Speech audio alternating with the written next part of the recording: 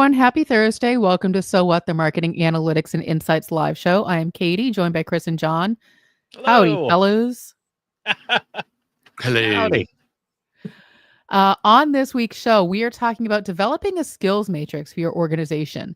One of the goals of 2025 for Trust Insights is to go back to our roots, to make sure that our foundational pieces are solid and that we're also sharing that knowledge with our audience, our customers, and pretty much anyone who's willing to listen. Because without a strong foundation, all of the fancy, shiny new objects aren't really going to do a whole lot. So today we're going to be talking about a skills matrix. And before we get into it, have either of you ever done this kind of exercise in past roles or organizations? Was it a brand new concept? We've done skills assessments. I mean, we've all gone through like the whatever Strengths Finder thingy and those things, but not something as formal as just like, okay, well, what exactly can you do? What about you, John? Yeah, no, we've done some stuff. I had done some, a million years ago when I was in the insurance industry, we had done some stuff as far as like, okay, these are the positions and these are the skills that are needed for that kind of stuff. But yeah, we also, wrote letters and I carried a briefcase and wore a suit. So that's hopelessly out of date. Well, what's interesting is, Chris, you started with skills assessment. And so, we've all probably done like the Myers-Briggs and all those other assessments that tell us what we're individually good at, but that's not what this exercise is. So yes, you need to know what you bring to the table, but more to what John is saying is, and then what's needed by the organization. And that tends to be a disconnect when we think about a skills assessment. Is it's great to know like what we're all good at, but what does the organization actually need? And so a Myers-Briggs is like a fun thing for like, oh, these 5 of 6 people all rate as leaders, but we don't need 6 leaders on the team. We need individual contributors. And that part of the conversation tends to get missed. So because we wanted to use some generative AI to put this together, Chris, where would you like to start today? Well, I suppose it would help to define what is a skills matrix. Like, what does it even look like, Katie? A skills matrix, I think the word matrix trips people up. So it can be a checklist, it can be a Venn diagram, it can be a document, but at the end of the day, a skills matrix, whatever you call it, is here's what I do, here's what the company needs, and what matches and what's missing. So it's in some ways it's a gap analysis. And so we can do a gap analysis with our market, with our audience, with our customers. We need to also do it with our teams and sort of understand, here's what we have, here's what we need, what's the overlap, and or are we over indexed on certain things? And I think on the podcast, Chris, the example that I gave was, we have one development project to 10 developers. We've skilled up for the wrong thing, especially as the needs of a company changes. We need to be able to be more flexible with our team members as well. And that's hard because having that kind of agility with people is really sticky. Okay. So where I would start if I was going to do this and I had nothing else to begin with, as I would actually start by saying to them, what am I doing? So you would start with something along the lines of you're a management consulting expert and skills assessment, skills matrix, gap analysis, skill gaps, etc. Let's talk about what we need to build a skills matrix. So our first thing is purpose and scope, which is good. Like, why are we doing this thing?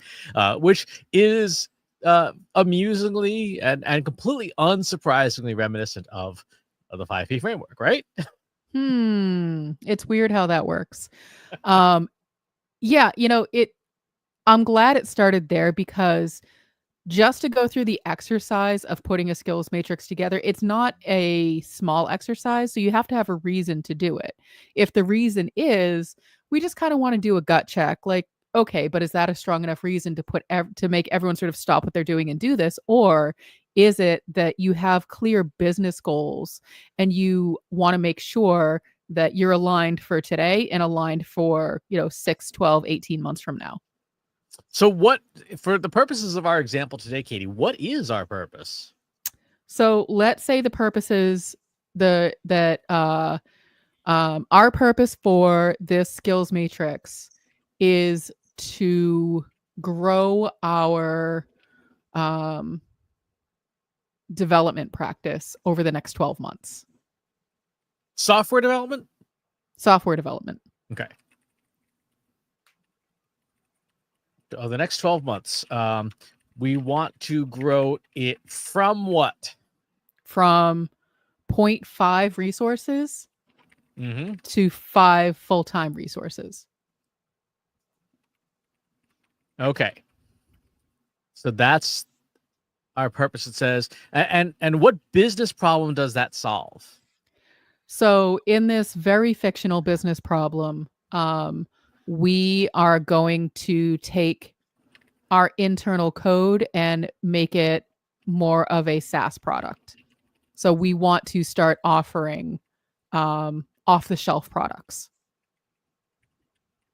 Okay, solve is offering off-the-shelf SaaS software products. Okay. Let's continue down the checklist because we have these questions here. Mhm. Who is the target audience for the skills matrix? Is it who wants this? The target audience is going to be me, the CEO, Okay. HR, and our current head of development, which is half of you. 0.5. I don't know. However you want to phrase that. Our current Okay. technology lead. What level of granularity do we need? Do we need broad skill categories or very specific technical skills? Let's start with broad skill categories. Because I'm curious to see what kind of questions are going to come up. Okay. Let's see. Next, identify and define the skills. What skills are needed, and how do we describe them? So, Go ahead. I was gonna say, what you got? I would say probably a lead architect, lead technical software architect. Okay. I would go with 2 developers because I'm going from 0.5 to 5, right? Okay. Um, Well, these are the skills it's asking about. Like, what skills are relevant and how do we describe them? Technical skills, hard skills, soft skills, domain specific skills. okay. Well, let's keep going with the way that I have it though, Sure. and then we can get into each of those. 1 QA engineer, Okay. and 1 database architect, Okay. 1 DBA. And so the reason I wanted to list out the roles first is because it's very easy to get into the weeds of we think we need this, but listing out the roles, at least the way that I think about it, at least helps you start to constrain it, because I could start to get into the weeds of, well, I need someone who's good at, project management. Well, is that a developer or is that a project manager? And I Mhm. might need those skills. But if I'm talking about, if my goal is to start offering SaaS products, I need people who can build them and maintain them. Okay. So, lead architect, I'm looking at that person as the one who's basically outlining, how do I say it? Like, basically, they're creating the technical requirements. They're, Okay. creating the blueprint for each of the products. Okay. The developers are actually executing, creating the code. Any specific languages? Not to my knowledge. I mean, that's not something that, and that's a good question. I don't know the answer to that question, to be honest. Okay. I know that, Python is one of the more common. I know that there's R. So I don't have a good answer to that question. Okay. What about the QA engineer? A good working understanding of how code works and attention to detail. Okay. And the DBA.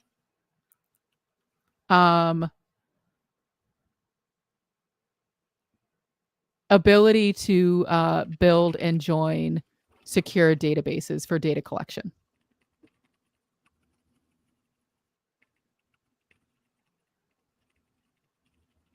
Okay.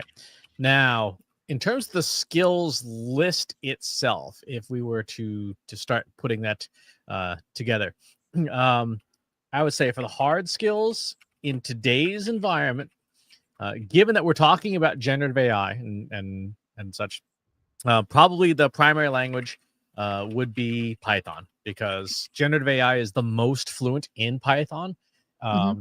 And we would have a secondary language of a web language of some kind. So PHP or Ruby would be good choices there, because you'd want to know, can anyone help us put our thing on the web? Because we don't have the foggiest idea.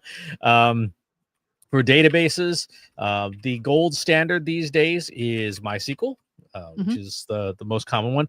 But again, going to the world of AI, if we're going to be using AI with this, we probably want vector databases like Weaviate or Milvus or ChromaDB. Would be good choices, or LanceDB actually. For the development environment, you should probably know VS Code as well as AI assisted coding like Cursor, Klein, and Aider. Those would be good hard skills to have. And then for generative AI, you should probably know ChatGPT, Claude, Gemini, DeepSeek, etc. So those would be and for the database architect, for architecting stuff, you should probably know any DB structural tool like SQL Workbench. So those would be the hard skills. What are the soft skills, Katie, that we would be thinking about? Number one, communication. Okay. Soft skills would be time management. Okay. And I mean, those are really the two things that I look for. Number one, I feel like everything else can be taught, but if you're not a great communicator, like that's going to be a struggle. Okay. So now, for the sake of this, those are the only two that we need to list. Sure. How, in terms of skill assessment, what does proficiency in these skills look like? So typically what you would do is you would have some kind of a rating scale. So if we're saying these are the skills we need, then we would then put the skills, the hard and soft skills, into, I guess, what you would call like a rubric, or even just like a quick feedback survey of, if I wanted to assess the team today, then I would give them a survey listing out each of these things. Like on a scale of 1 to 5, 5 being the most proficient, how proficient are you in database schema? How proficient are you in Python? And I already know the answers to that would be very not great. Exactly. When I think about the team as a whole. But that's what you do. Start with the self-assessment. So first you need to list what you need, and then you can build that into the assessment to see what you currently have. The model also suggests things like manager assessment and 360-degree feedback and skills tests and certifications and qualifications too. Yeah, there's a lot of things that you could, but I think for the sake of the live stream, we can keep it to the skills assessment. Okay, so you got the numerical skills, and then descriptive scales, and then choosing a matrix format. How do we visually represent the data? Honestly, that really comes down to preference. I think a spreadsheet is fine. Like I said, I feel like the term matrix trips people up and it sounds more complicated than it needs to be. But it can literally be like, this is how Chris rated overall. This is how John rated overall. And based on what you need, here's the gap. Mm-hmm. Okay. So with this, we have enough to at least say to the model, here's what we've got for what we want to do. Let's do this. Here's our answers to many of your questions so far. In terms of the information we're providing, is there anything that is glaringly obvious missing from these answers? We put our answers in and let's see what it comes back with. If it says, like, you totally missed the boat on this and that. Okay, it's a great start. Definition of proficiency levels. You've opted for a 1 to 5 proficiency scale, which is perfect, but you haven't decided what each number actually means. What does level 3 proficiency in Python mean? Can someone at level 3 build a specific type of application? Without clear definitions, doesn't know what to do. Specificity of soft skills, definitions there as well. And then implicit versus explicit skills. You haven't explicitly defined what each skill encompasses in context of your SaaS product development. Things like Django and Flask, for example. Now, what we could do is say, let's have you, based on the knowledge you have of skills assessment, fill in the missing pieces for the critical feedback you've highlighted above. Infer, based on our purpose, what the missing pieces would be, such as skill definitions. In the absence of this information, we could at least rely on the model's long-term knowledge and see if it comes up with anything interesting. And when you do this as an organization, there is a lot of upfront work. So we're doing a bit of the shortcut and we're letting generative AI fill in the pieces. But to do this properly, Chris, if you came to me and said, I'm the client, I want to do a skills matrix because our goals are to, have 70% of our organization using generative AI by the end of the year, we would start with, deconstructing everything. So what are the goals? What do you currently have? What does that mean? And we would dig really deep into the detail, and that would become the knowledge block before we get to this step. So you'd want to build all of that. Like, who are you as a company? What do you offer today? What do you want to offer, 6, 12 months from now as service offerings? Who are your clients? What do you do for them? And have all of that background information as those knowledge blocks. And so on other episodes of this live stream, you often start with the knowledge block that you've already written out of who's Trust Insights, who's Chris Penn, who's John Wall. That's the kind of work that you want to do up front before getting into this part of it. So I wanted to acknowledge that we've skipped over a couple of steps for the sake of, the time crunch of the live stream. Exactly. So we've got the scale definitions, like awareness and basic understanding, developing proficiency, applied learning, proficient or independent application, advanced or expert, master or leading. Now, reading these descriptions here, in terms of skill level at Python in particular, I would rate myself a level 1. I can barely, I maybe could do a couple of things in level 2, but not really. What I find interesting is that in how I use and how I've experienced working with generative AI tools, particularly reasoning models, I would easily put them at a level 4, if not a level 5. But that's a different skill that we haven't even talked about, is being able to use generative AI to create the code. We're talking about actual people who do the things as designed. And that's where it gets tricky, because when you start off with, well, what is the purpose of this? It's, I want to find people who can use generative AI to do the thing versus I want to find people who do the thing.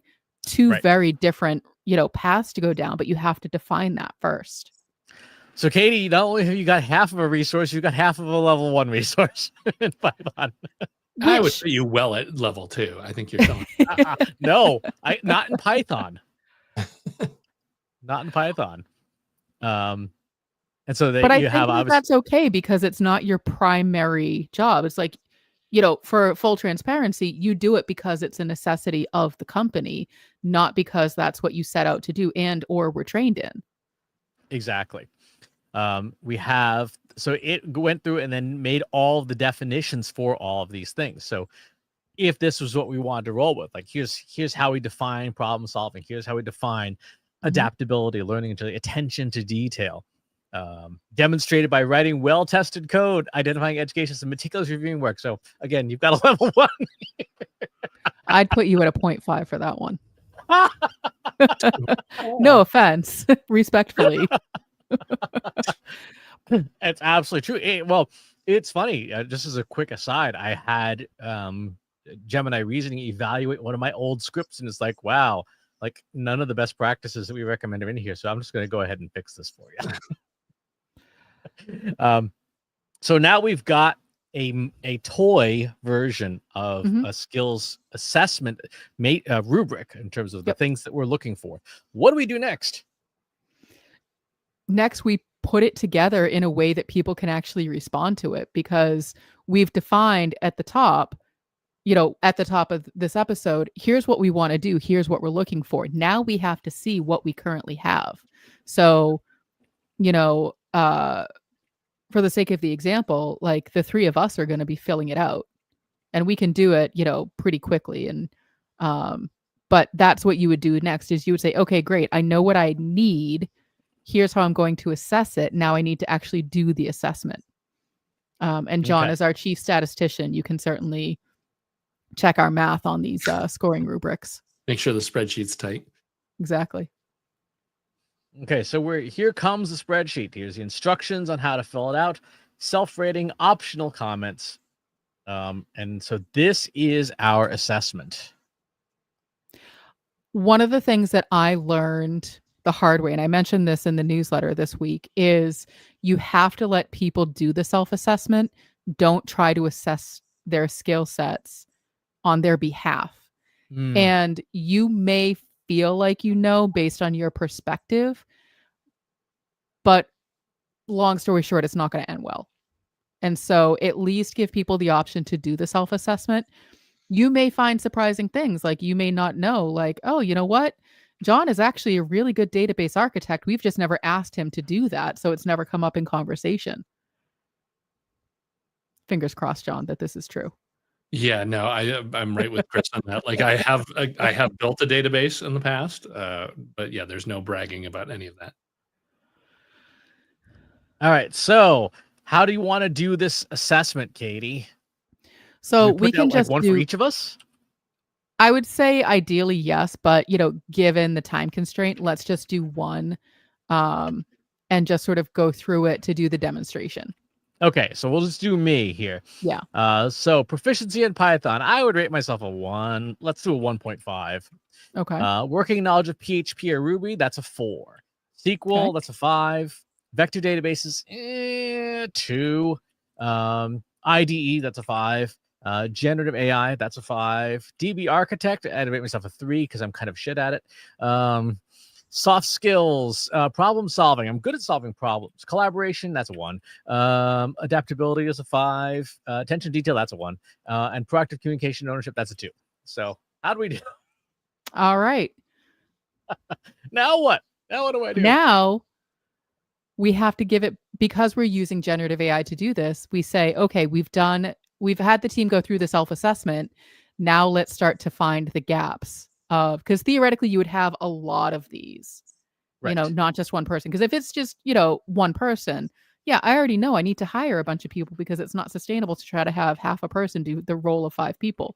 But if I had a lot of people, let's say I had a team of 20 marketers, then I would want to use generative AI and fill in every single assessment and then give that back, to this model and say, great, we've done the assessment. Help us understand the gap analysis now. And now, so let's say let's review it and now build a gap analysis based on our goals and needs of becoming a SaaS company versus the human talent we have in house. So let's Mhm. take I'm going to take a good old fashioned screenshot, drop this in right here, and let's see if generative AI says, yeah, you may as well just fire Chris. It says, okay, let's analyze Chris's self-assessment, build a gap analysis. Chris is the head of software development. Strengths, MySQL, IDE, yep. Significant gaps, Python programming, collaboration, teamwork, attention to detail, proactive communication, ownership, moderate gaps. So gap level critical. Python programming, urgent and primary, requires significant, immediate and significant upskilling. Mhm. May need to hire a strong Python expert first to lead the initial Python development while Chris upskills. And I think that that's a solid recommendation. Mm-hmm. Consider leadership teamwork training for Chris. Focus on building a collaborative culture from the outside. May need to provide support and mentorship in team leadership and collaboration. Be mindful of team dynamics as you hire and build the team. Let's see. Attention to detail, urgent and important. Address proactively. Implement strong code review processes, testing frameworks, and quality assurance practices from the start. Pair Chris with someone who's strong in QA, and so on and so forth. And then we go down the list here. So in terms of this, is this the skills? I mean, this is just one person's feedback, but is this essentially the skills matrix? It is. Okay. It is. And that, I think, is, again, the word matrix trips people up. It doesn't have to be complicated, because what you've just done, Chris, with the help of generative AI, is build a hiring roadmap to get you from where you are today to where you want to be. And so obviously, you have next steps is discuss skills gap, develop, the development plan. It's focused on you. However, the way that it outlined all of those pieces, that's your roadmap. Should we just fire Chris? So what's interesting, though, is we're looking at it at from the lens of software development. We haven't looked at Chris holistically as a full 360 of, if you were going to do this with an organization, you would have more than just that one particular role. You might have a few rounds of marketing and data science and this and that. So we're focused specifically on software development. You were never meant to be our primary software developer. And so this all makes sense.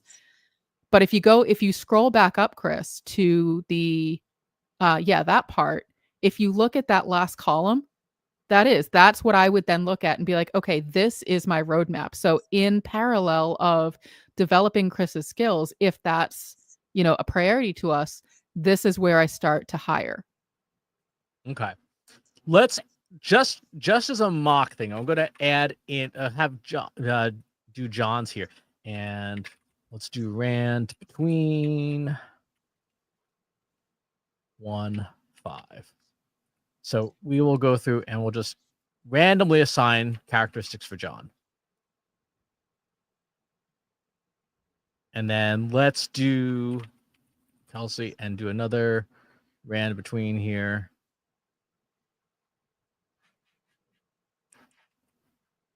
And do this. And now, so what you're saying is we could add in these 2 extra people. Mm-hmm. And that recommendation list is going to change.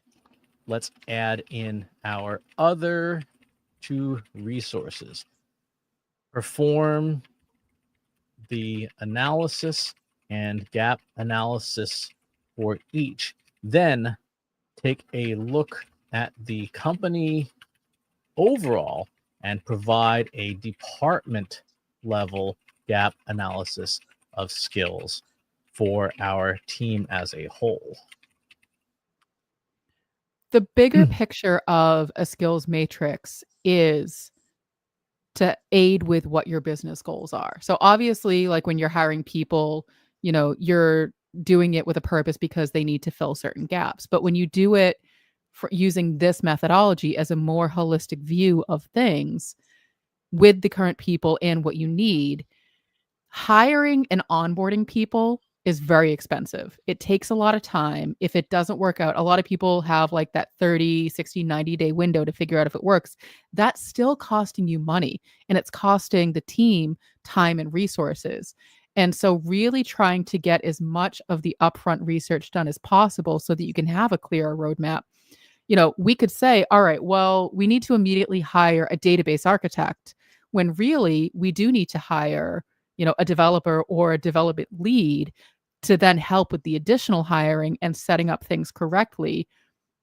If we start with the database architect, we're getting it wrong, and we're not doing ourselves a service to get us closer to the goals that we have. Yep.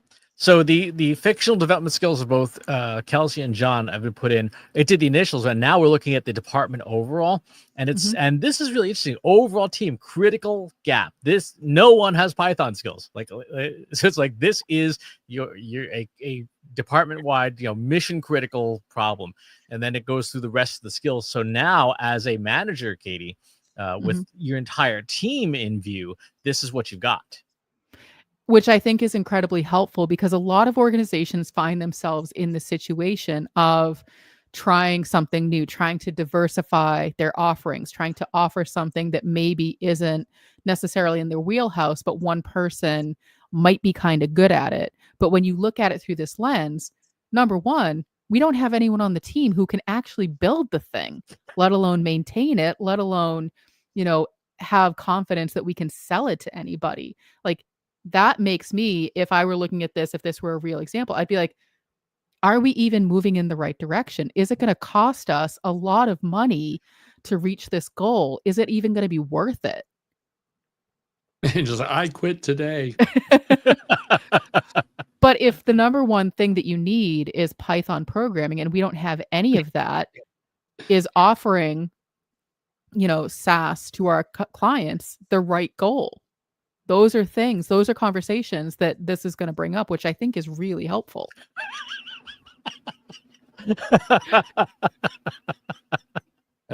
Yes, Kelsey says she's been underrated in her Python. Yes.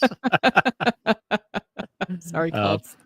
Well, no, see, if we go down, it's funny because even though I used a random number generator on that, it does say in collaboration and teamwork. While Kelsey's a strength, Chris's low self-assessment is a concern for team dynamics. Right, proactively build a collaborative culture. Department-wide team building activities and workshops focus on collaboration and communication. Establish clear communications channel. Use Kelsey's strengths to foster teamwork. Provide leadership coaching for Chris and collaborative leadership. I mean, that's for random number generation. That's not entirely inaccurate. I mean, I'm seeing some trust falls between Kelsey and Chris in our future. That's not going to go well. Look how many sharp things I'm wearing. We'll see. But what I like about this is that, because when we think about adding a new team member, oftentimes we're hiring for like one specific role. So let's say, we hadn't done this exercise. We might just be looking for a developer who's proficient in Python, because we've just thought, okay, that's the gap. Like, I could probably handle some QA. John can pick up some of the slack on, the communication or whatever the thing is. But this is telling us a different story. And this is telling us a more complete picture of not just the hard skills, but also the soft skills, but also what happens when you're missing them completely, the team as a whole. And that's why I like a skills matrix. It is more work, but overall, it's going to set you up for more success within the organization.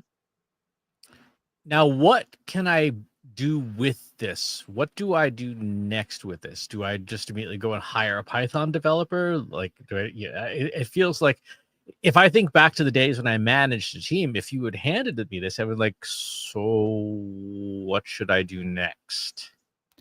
I think, number one, I think that's a great question to ask the model. But if you're asking me as the person, I would look at this and reevaluate.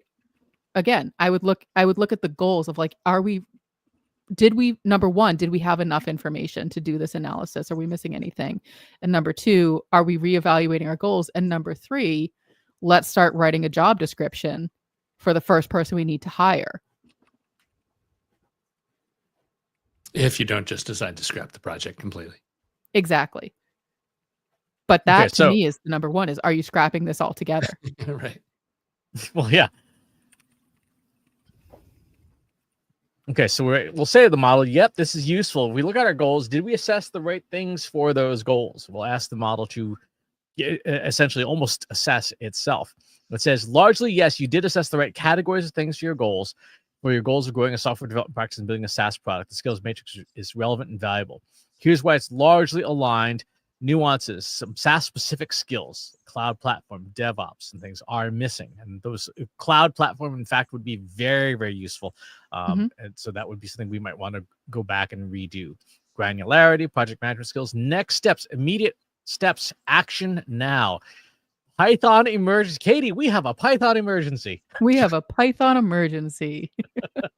We all need Python training. Start this week. Time is of essence for closing this critical gap. Recruit a Python expert. Start hiring immediately. So we need to hire that. Discuss gap analysis and plans with the team. And then short-term steps. Implement Python mentorship, MySQL development plan, team building and collaborative initiatives, process implementation of quality and attention to detail, monitor training progress. Medium term, reassess skills gap matrix and gap analysis in 3 to 6 months. Expand training, performance management, integration, team growth, and continue hiring.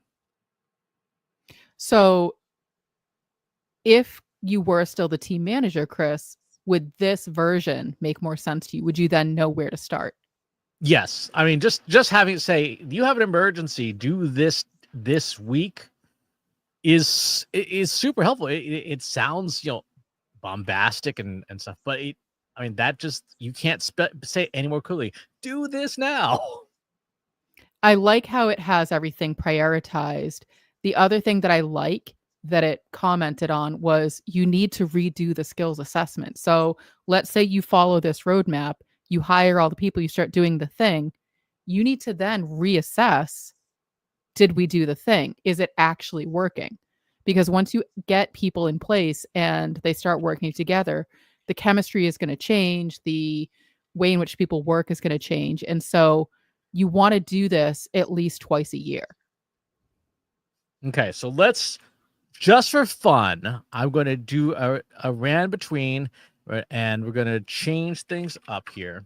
And we will let's do ran between 3 to 5 there.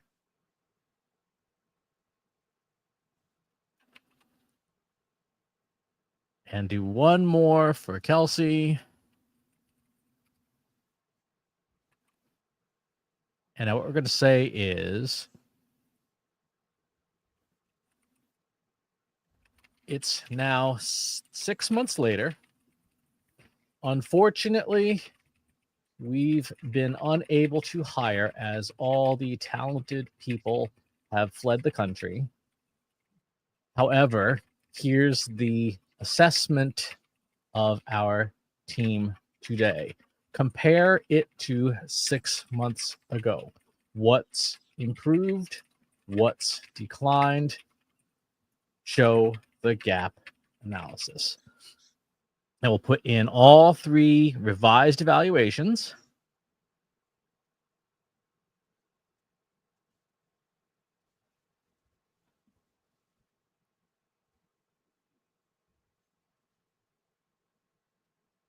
All right. So then versus now. Kelsey has positives on something. She went down on IDE and Gen AI and on attention to detail. John went down on attention to detail, but is up 3 points in Python stuff. So things are doing well. So summarization: Chris, significant improvements. Python, notable declines. Generative AI, adaptability, learning, problem solving, and so on and so forth. The gap analysis. This is pretty useful. So then versus now, here's the department level changes. That is incredibly useful, especially as teams are trying to fight for more resources or more dollars for the people they have on their team. This is incredibly helpful. It says massive improvement. The critical Python gap has largely been closed. Department level declines. Department average has declined slightly. No significant change in IDE. Overall, remarkable progress. MySQL skills broadened, and so on and so forth. So, remaining gaps up to date. So, now as the manager, I'm like, okay, you all let your generative AI skills decline, so we need to do some more training on that and things. But this is now pretty useful. So I might say, as the team manager, build me a work plan for the next 6 months for growing my team's skills based on this new skills matrix. Break it out month by month and then team member by team member. Let's see if we can come up with a professional development plan. Mhm.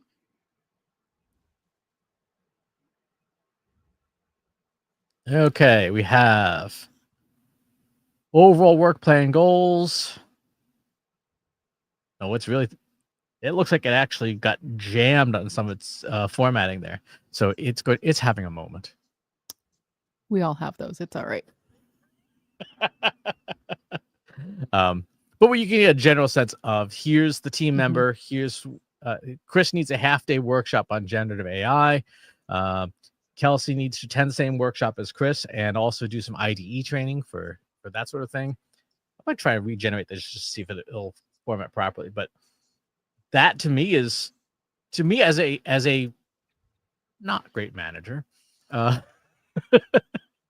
is even more helpful, because I can now look at this and go, oh, here's what I need to do for my team month by month. Well, and it's what strikes me as interesting is about the way you said that is we were talking just this morning about what can we do to help people feel like generative AI is more approachable.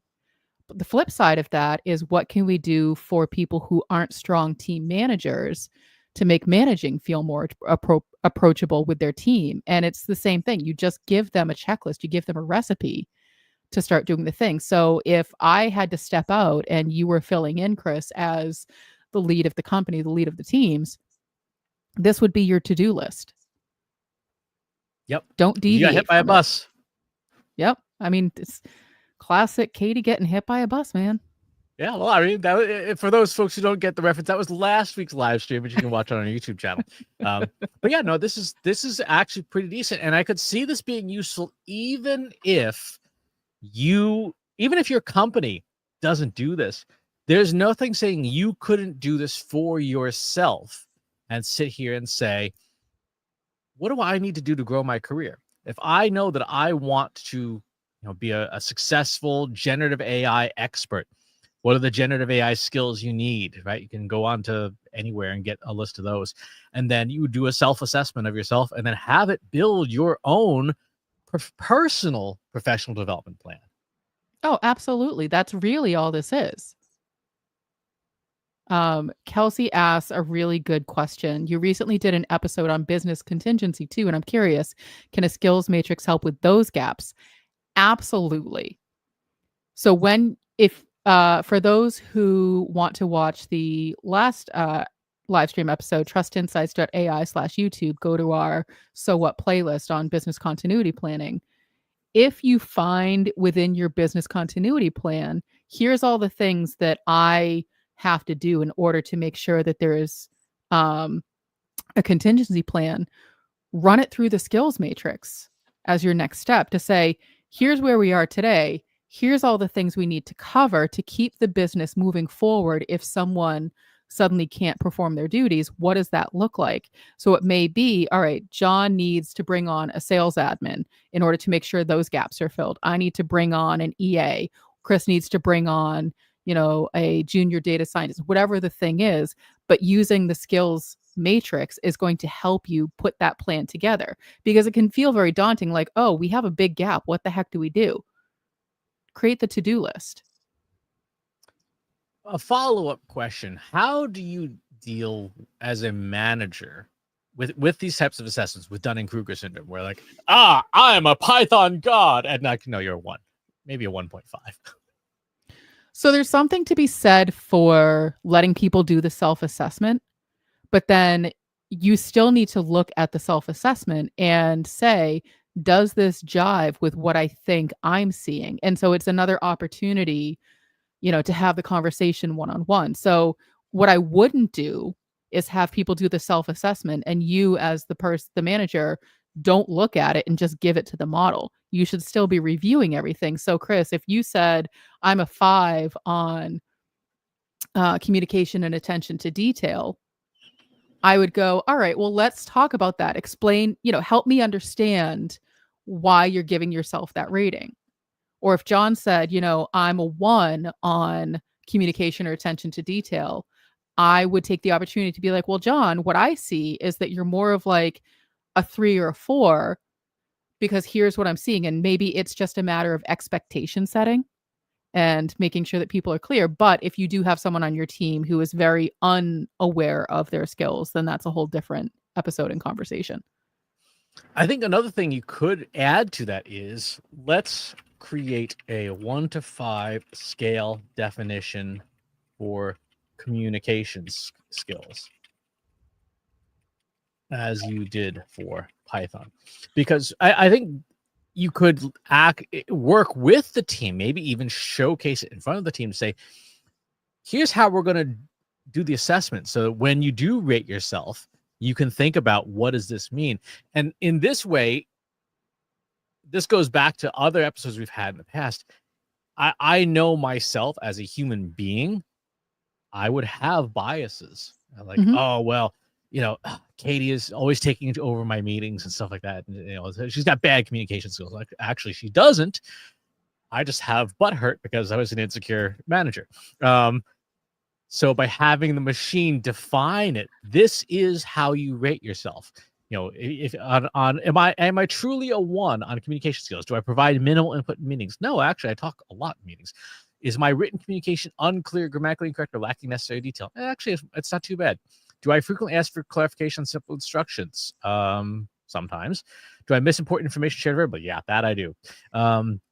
Reluctant to share updates or raise concerns proactively? No, I'm pretty clear about that.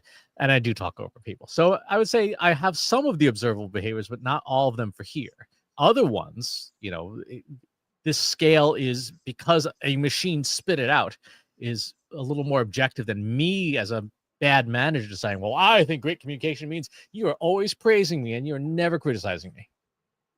Right. And so it's definitely, and this is why I say it's a lot of work, because when you're working with people, it's never as straightforward as you think it is, because we're all allowed to have our own valid feelings and opinions about things. And, I might say, I'm an amazing leader. I think everything I do is the right decision. And Chris and John might be like, yeah, no, we just go along with it because we don't want to get yelled at. Yeah, you totally hit a point there. You see that all the time. The first time you do this with a group is one thing, but if it's a group that's done 5 or 6 projects, the coworkers are like, yeah, no, he can't do that. It's easy to correct that stuff. But Chris, you bring up a good point, is bring the team into the process of creating the skills matrix, because they're on the ground. They're going to know more of the detail, but also it's helpful for them to get your perspective on the way that you're looking at it. And that way everybody can have that same shared understanding, which is going to make the skills matrix analysis more meaningful and more actionable. Yep. I would even go so far as to have a meeting like this one, record it and take the transcript and then incorporate it into the work with the generative model. Say, like, this is what the team, we discussed what we want to get out of the skills matrix. We've discussed what we want to accomplish as a team. And here's our feedback. And if you incorporate that, which is going to be like 6,000 words of text, the model's going to come up with a much less generic, much more focused set of assessments. Mm-hmm. Yeah, the more detail, the more information, the more knowledge blocks that you have up front, the better the skills matrix is going to be. And like a lot of things that we do, you can build it once and reuse it. So once you have the pieces built, once you have the skills assessment defined and created, you just need to rerun it on, a more consistent basis, and then just say, okay, what's changed? What do we need to do next? How do we adjust? Here's what we've done so far. And you're going to be set up for more success to reach the goals that you want to, because you're doing right by your people. Exactly. And John, it says you are a Python expert now, so I'll be calling you after this meeting for some help with some coding. I scored expert. Fantastic. That's what happens when you get the right D20 roll. I understood that reference. Uh-huh. That's going to do it for this week's episode, folks. Thanks for tuning in, and we will talk to you on the next one. Thanks for watching today. Be sure to subscribe to our show wherever you're watching it. For more resources and to learn more, check out the Trust Insights podcast at trustinsights.ai/TI podcast and our weekly email newsletter at trustinsights.ai/newsletter. Got questions about what you saw in today's episode? Join our free Analytics for Marketers Slack group at trustinsights.ai/analytics for marketers. See you next time.